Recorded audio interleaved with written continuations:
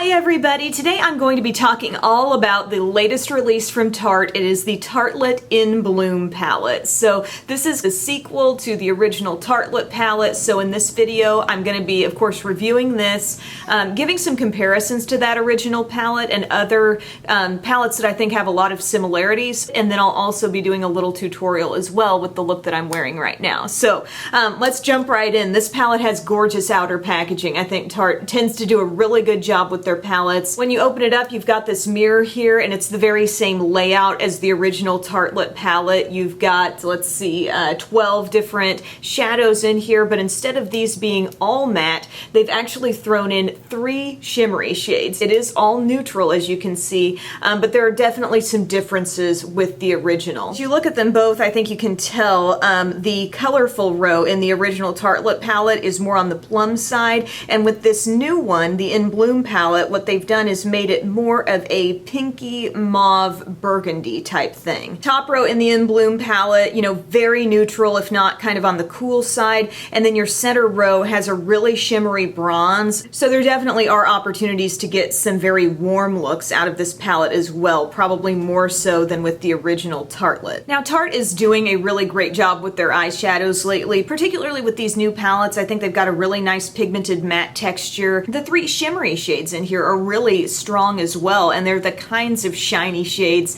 that I think accent a matte look really well. You know, that shimmery taupe, that's a great lid color. Same with the bronze, and then you've got that light shimmery shade that can be a nice pop around your inner corner. So I think they really strategically put in 3 shiny pops that do really work and make sense with these shades. You can absolutely do some fully matte looks, like you wouldn't have to work in the 3 shimmers by any means, because you've still got matte highlights over here, and you've still got, you know, matte mid-tone shades. This row right down here looking vertically is very interesting because I think those shades appear to be rather light as you look at them in the palette, but when you swatch them and when you apply them on the eyes, I feel like each one of those comes off just a little bit deeper, which is interesting, and I'm happy with that because I think they each make great soft crease shades. They're definitely not too light for that. As far as the dark shades here, I feel like these two come off very similarly. They're extremely close. One is like a near black. It's not quite as black as the black that's in the original Tartelette palette,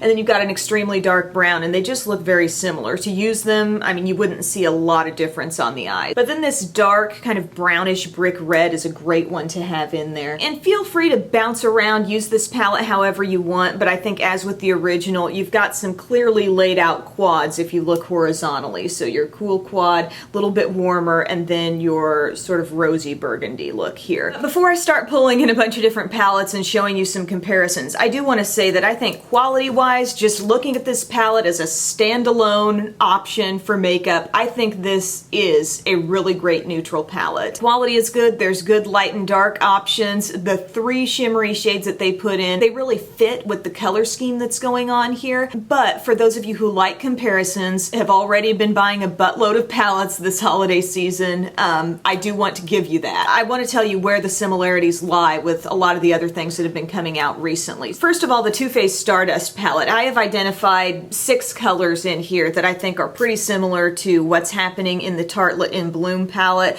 Not saying they are exact dupes, but I mean pretty darn similar. As far as warm matte neutrals go, Stardust definitely has that going on. What In Bloom has that Stardust doesn't have, I would say, would be the cool matte shades, just a wider selection of mattes basically. And then what Stardust has that In Bloom doesn't have would be those few pops, like the really poppin' gold shade, the several purpley tone colors. So overall, Tartelette In Bloom a little more muted, a bit more toned down in a lot of ways, but there definitely are some shade similarities there. So if those are shades that you like and the shades that you were interested in the In Bloom palette, and you already have the Stardust palette, that's why I wanted to point that out to you. Now I want to talk about what, in my opinion, is the mother of all rose gold, rosy burgundy palettes, and that is the Lorac Unzipped, not the gold, but the original one. Absolutely love this palette. It has a special place in my heart. There are great metallics in here and great matte shades. If you like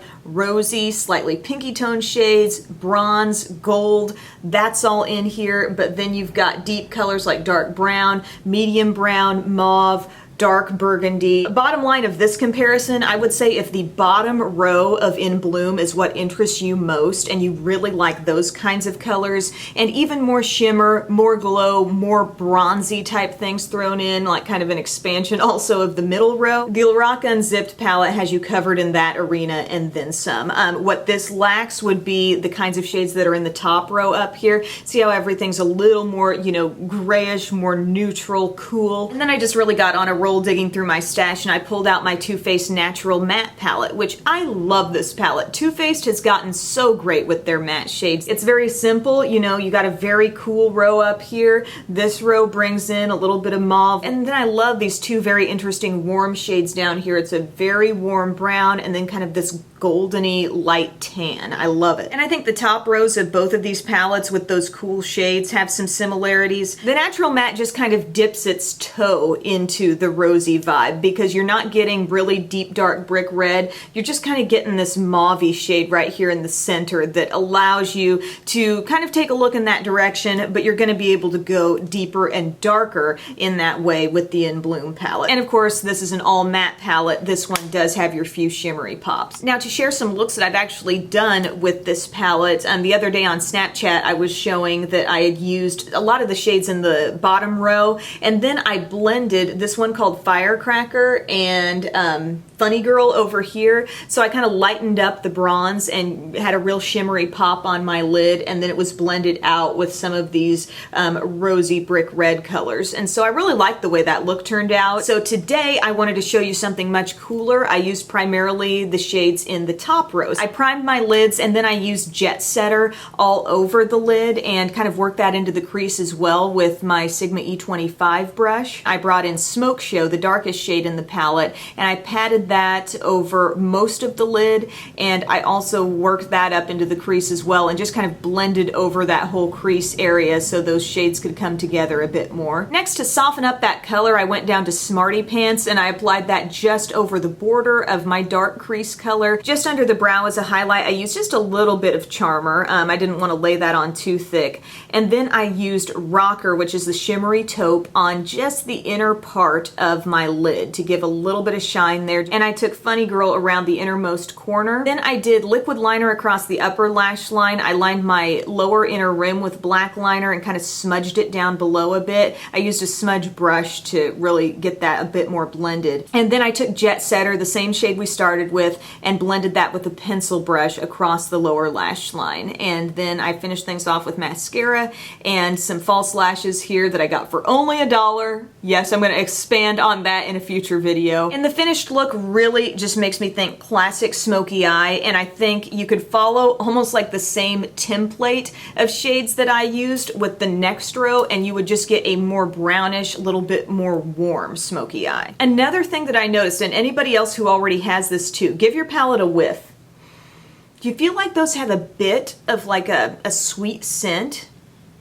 Not like as strong as the Too Faced Chocolate Bar palette, but just a little bit of sweetness. But all in all, for the quality, I do think this is the kind of palette neutral lovers out there would enjoy, especially the matte lovers who are willing to go there from time to time with a little bit of shimmer and don't always want like the 100% matte palette. This is interesting because it gives you just those few pops of shimmer. So quality, I give it 2 thumbs up. But for those of you who like me to reference uniqueness and how it compares to all those other things, as you saw, it does have its share of similarities to other palettes that are out there. Then on the other hand, for the specific reasons I mentioned, you know, the sprinkling of shimmer shades, the sort of pink to warm brown to brick red in the bottom that makes it a little bit different from the regular Tartelette palette. If those aspects really speak to you and you decide to get it, I do not think you will be disappointed at all with the quality. So thank you guys for watching and I'll see you later. Bye. Nookie! Look who came to visit! Hi!